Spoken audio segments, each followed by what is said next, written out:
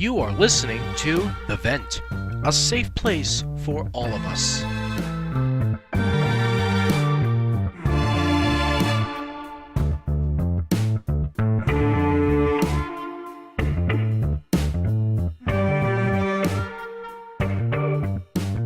For the longest time, I couldn't figure out how I wanted to do this. I've been throwing around ideas for a podcast for quite some time now. And I just couldn't figure out what to do. I had a few ideas. I had an idea for a sports podcast, but then I thought to myself, there's already so many of those, and I'm not really sure how I could make myself stick out in that department. Except go every day, but someone already does that, or someone already did that before they retired that. I don't really want to copy that, because then I'll be seen as a poser. Then I'll think of myself as a poser, and I don't want to do that. Another idea I had was to do, a self-help podcast of sorts. Where I'm kind of like the therapist. People ask me questions, I try to answer them, but that doesn't really seem like a good idea either, because I'm not that smart. I'm not that good at this. So, ultimately, what I've decided to do for my podcast, is basically just make it like my own personal vacuum. You know that phrase, oh, I'm just venting. Well, this is what this is sort of going to be. I'm calling it The Vent. It's a play on words, obviously. I'm calling it The Vent because it's going to be my place where I just vent about things. Whether it's my own life, my own personal problems, or about the world around me. Whatever it's going to be, that's what this is going to be. My own personal venting vacuum. I know some of you are not going to be fond of this idea, and that is completely fine. You are entitled to like what you want to like, and you are entitled to dislike what you want to dislike. No one is saying you have to like this idea. In fact, I'm not 100% sure that I like this idea. But it was the best idea that I could think of, and I think for the most part it will work out. So, where do we go from here? Well, I'm not sure. Let me start out by saying this. Life really sucks sometimes. Really freaking sucks. Let me tell you a little bit about myself. My name is Andrew. I live in a small town called Deer Park, in a state called New York. I was born in Brooklyn. At least that's what I can recall. Yeah, I was born in Brooklyn. My father walked out on my family when I was a very young child, so my mother had to pack up and move back in with her mother. And that is where I have resided ever since. So I've lived in the home where my mother grew up in, and her sister and brother, for the past 20 plus years.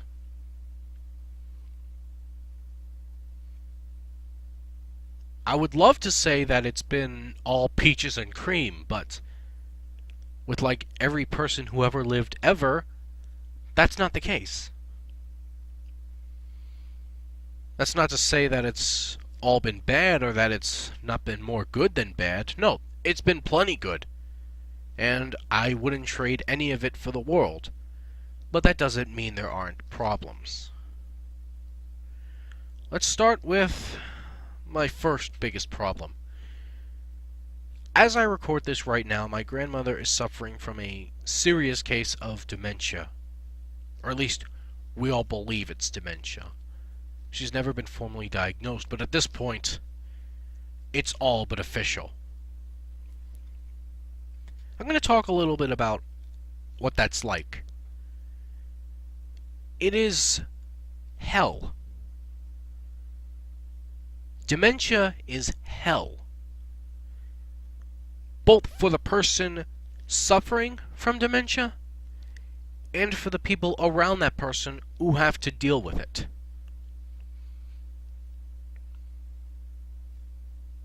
I would love to go into detail, excruciating detail, about what that's like to deal with on a daily basis. Someone you love so dearly and hold so close to your heart, basically decaying in front of you. But I really don't know where to start.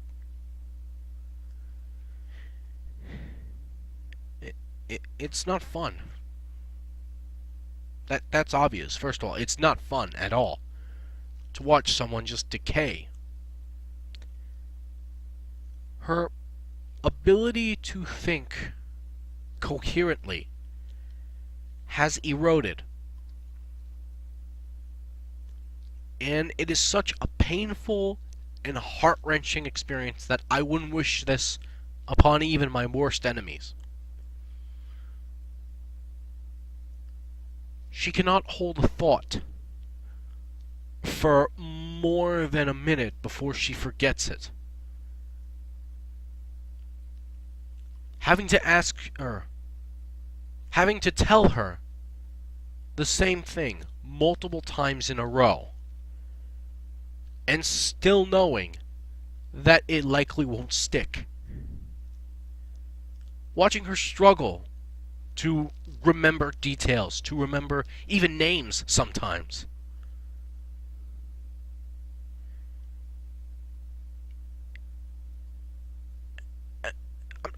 I'm not asking for any sympathy here. I'm not. Because it's not me that's suffering, it's her. She's the one that's suffering. Every single day, she suffers. And there are times where I would like it to end. And I mean, like, I would want it to end. And then I sit back and I think, what kind of monster thinks that way? I mean, I don't think that way because I hate her. No, it's the exact opposite. No, I don't want her to suffer anymore. That's the problem. I don't want her to suffer anymore.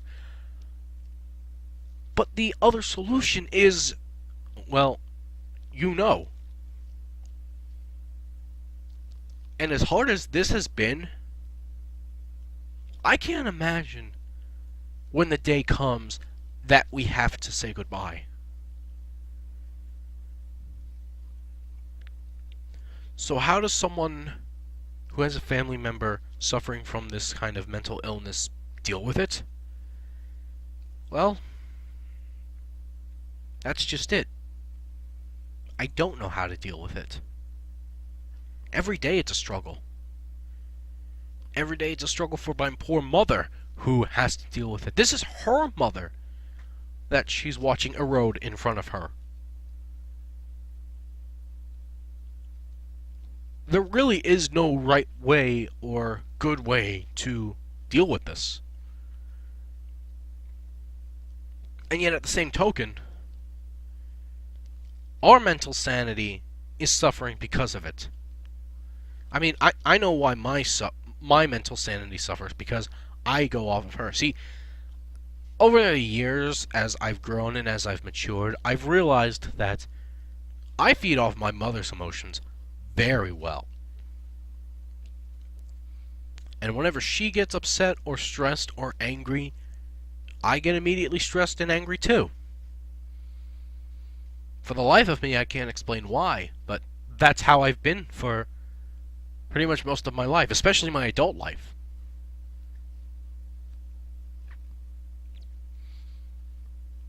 And her patience is like gone. It really is, and it scares the hell out of me. I need her for an emotional crutch because of my grandmother. You know, I hear all the time, especially from family members who quite frankly have no business talking. I keep hearing that, you know, Andy, you've got to deal with this. You've got to be able to stand on your own 2 feet. You've got to handle it on your own. You know what, that's fine, but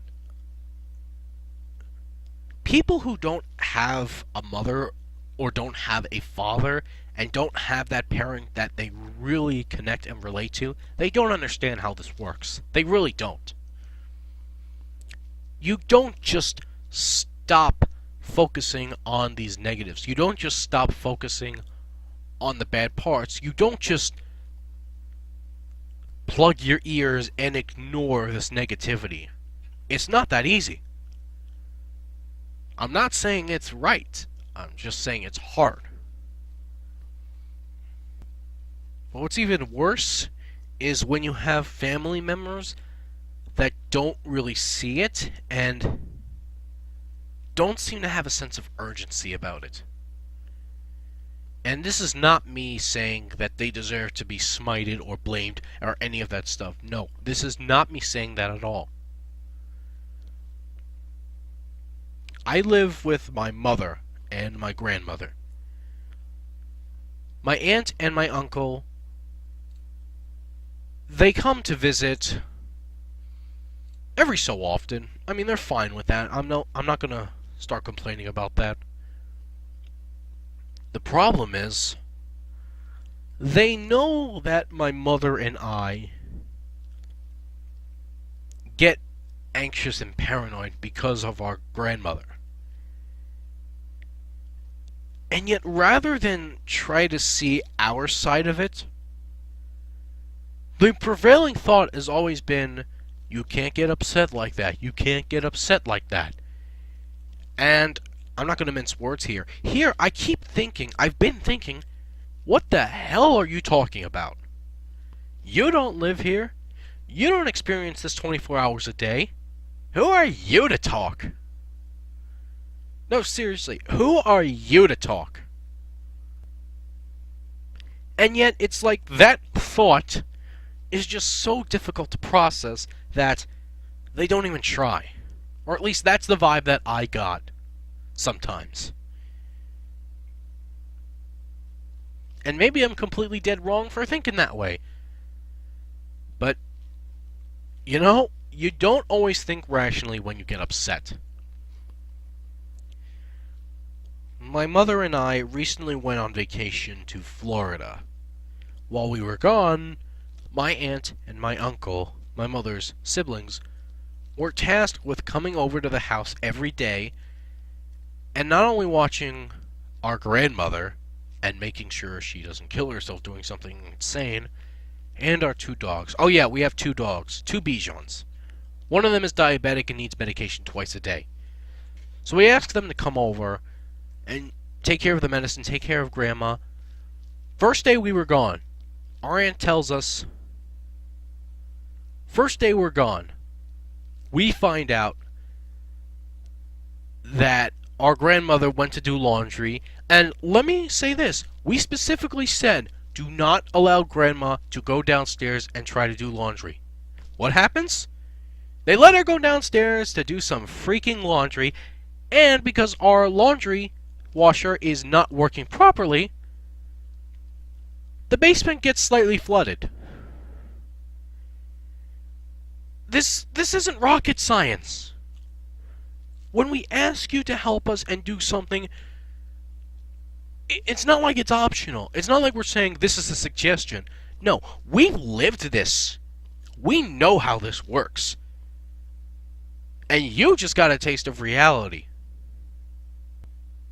So no, you're not one to talk when we get upset and paranoid. You are not one to talk, and I will not take that from you anymore. I'm not saying I'm in the right for having these emotions. I'm not saying I'm correct. I'm not even sure that they really are genuine. Because I get this wave of anger, but then after I let it out a little bit, I feel better, and then I feel bad for feeling angry. But this is the reality that we currently face. And it's not easy.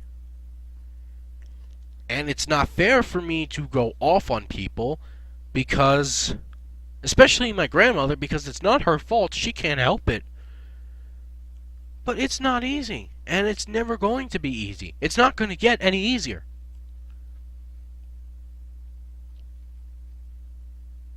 The only time it'll get easier is when God bless her soul, she finally dies. And I don't even want to think about that. And the worst part is, as of right now, there's really no escape from it.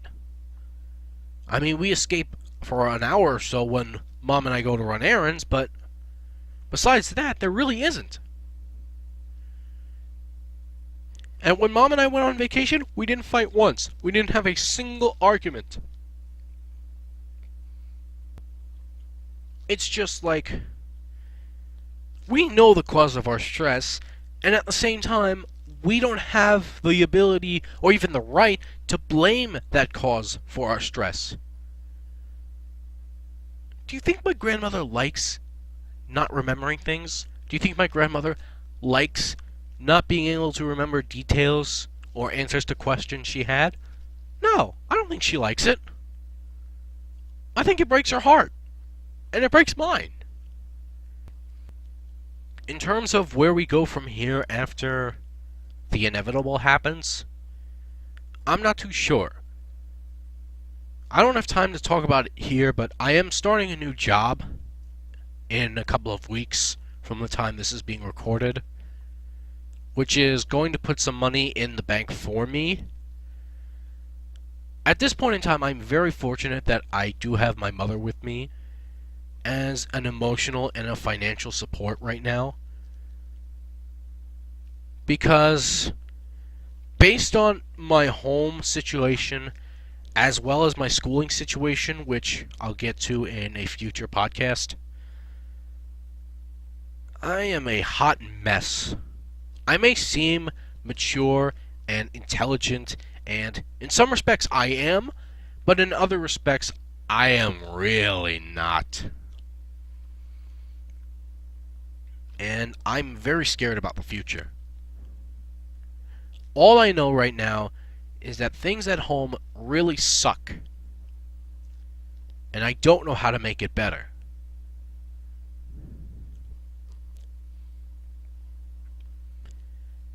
And now as I'm sitting here kind of running out of thoughts to say on this topic, I'm very glad I decided to do this podcast. I need an outlet to let things out. Whether it's my home life, my personal life, or the world around me, I need an outlet. And I'm very hesitant to go to a therapist because I literally don't have a legitimate reason to not want to go to a therapist, but I don't want to go to a therapist. So I'm going to give this a shot. If this takes off, great. If it doesn't, well, I tried something. There is no set schedule yet for this podcast. I am working out the kinks on this, trying to decide if this is the right way to go. But information will be updated as we go along if I do decide to go through with this. For those who decided to give me about 20 minutes of your life to listen, I thank you very much. And I hope you enjoyed this.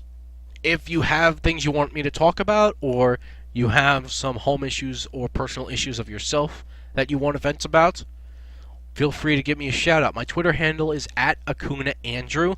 You can hit me up on Twitter through DMs at any time. That's the only bit of information I'll be giving at this time because that's the most prominent social media app that I use. So we'll see where this goes. Thank you for joining me. Andrew out.